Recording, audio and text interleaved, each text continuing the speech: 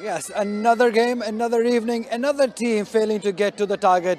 This time it's Angro Dolphins who've been beaten by ABL Stallions by 174 runs. We're all set with the presentation ceremony, and in the presentation party, I have with me Mr. Colonel Usman Anwari. He's Senior Manager Anti-Corruption Pakistan Cricket Board.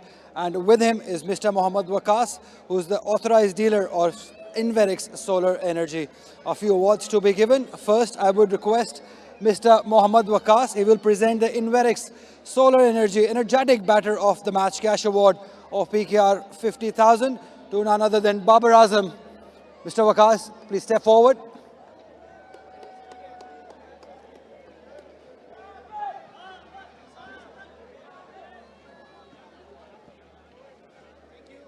Baba, don't go anywhere, because I would now request Colonel Usman Anwari. He will present Beria Town Player of the Match Trophy and Cash Award of PKR 25,000 to Babar Azam for his magnificent 104 of just 100 deliveries, 7 fours and 3 sixes to his fantastic inning.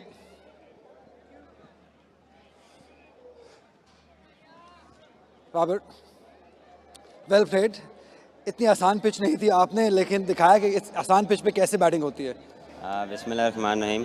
बिल्कुल early on थोड़ा सा जब शान and Yasir खेल रहे तो new ball काफ़ी अच्छा आ रहा था, लेकिन उसके बाद जब जैसे बॉल ज़रा ओल्ड होता गया तो बॉल थोड़ा सा होल्ड करना लग गया, और उसकी मेरे ख्याल से पेस वैसी वेरी नहीं कर रही थी, स्लो बाय स्लो होता रहा. उसमें यही था कि पार्टनरशिप बिल्ड करें, लेकिन अनफॉर्चुनेटली बैक टू बैक जब छोटी छोटी पार्टनरशिप लगी, लेकिन मेरा उधर ये प्लान था कि जितना लंबा लेके जाएं उतना अच्छा है, और बिल्कुल आसान नहीं था, लेकिन जो इससे और अच्छा हो सकता था अगर पार्टनरशिप अच्छी होती. और आपने देखा कि पिच उतना आसान नहीं था, तो आपके साथ विकेट्स भी गिरे थे जैसे आपने कहा, तो आपको अंदाज़ा हो गया था कि शायद 350 वाला पिच नहीं है. आपने वहाँ अंदर क्या डिफरेंट किया प्लान?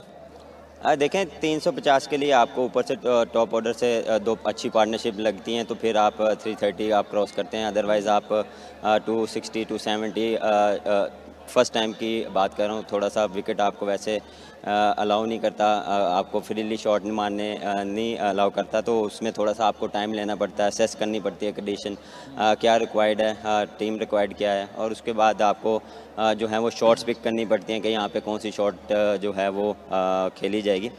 बिल्कुल उसके बाद जब हाफ वे में जब थे आफ्टर 30 ओवर, उसमें यही था कि एंड तक अगर गया तो 270 260 तक अगर हम कर लेंगे तो इंशाल्लाह बेहतर होगा. तो अब क्या मशवरा देंगे आप बाकी बैटर्स को, क्या गलती कर रहे हैं वो जो आपने नहीं किया? देखें मिस्टेक एज अ बैट्समैन आप करते रहते हैं, लेकिन जितना जल्दी इनसे सीखेंगे उतना अच्छा है. बाय मिस्टेक जो भी आप डे बाय डे चीज़ें आप करने की कोशिश करते हैं, इम्प्रूव की ज़रूरत है. हाँ, अपनी जितनी जोन सी गलती हैं वो जितना जल्दी उससे सीखेंगे. देखें मेन चीज़ है जो है कंडीशन को ऑब्जर्व करना, कॉमन सेंस थोड़ी सी यूज़ करना, थोड़ा सा जो है वो माइंडसेट जो है वो थोड़ा सा अपने आपको कभी कभार आपको वो चीज़ नहीं अलाउ करती जो आपकी जो स्ट्रेंथ होती है, उसमें थोड़ा सा आपको कभी थोड़ा सा डिफरेंट खेलना पड़ता है, थोड़ा सा आपको टाइम लेना पड़ता है. तो मेन चीज़ ये है कि आपको जो है कंडीशंस और उसको सब असेस करना है. Thank you very much Babar, बहुत ही शानदार खेले आप. Now time to talk to the losing captain for Engro Dolphins, Saud Shakeel.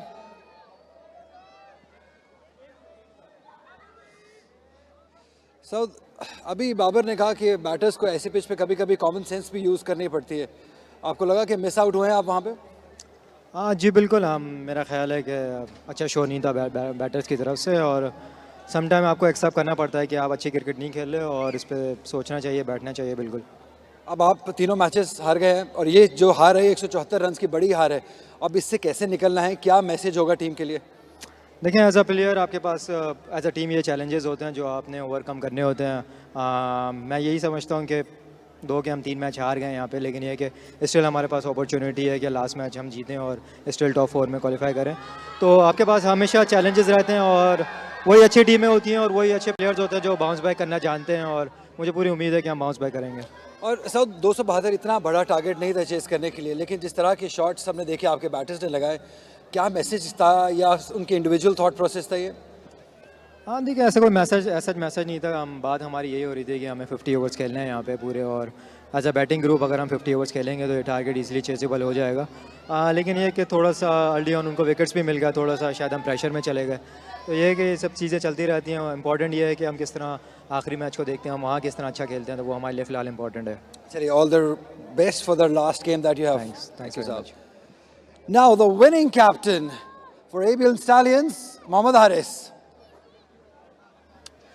Last post match presentation को बहुत सीरियसली ले लिया आपने।